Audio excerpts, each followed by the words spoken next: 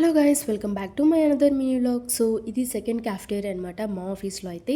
First one నేను చాలా వీడియోస్లోనే చూపించుంటాను. So ఇది సెకండ్ వన్ అనమాట. ఇదైతే మాకు చాలా బాగా నచ్చింది. కొత్తగా పెట్టారు కదా, ఆ మాత్రం ఉంటుందన్నమాట.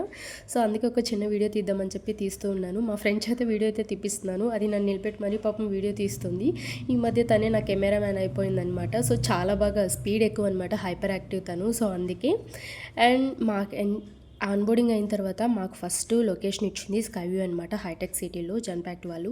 బట్ ఆఫ్టర్ దట్ మాకు ఒక వన్ డేలో కాల్ చేసి వాళ్ళు హఫీజ్పేట్కి చేంజ్ చేస్తున్నామని చెప్పారు. మాకు తెలియదు అనమాట, హైదరాబాద్లో లొకేషన్స్ ఏంటి కూడా తెలియదు కాబట్టి ఓకే చెప్పేసాం. బట్ వచ్చిన తర్వాత హఫీజ్పేట్ చూసిన తర్వాత అంత నచ్చలేదన్నమాట.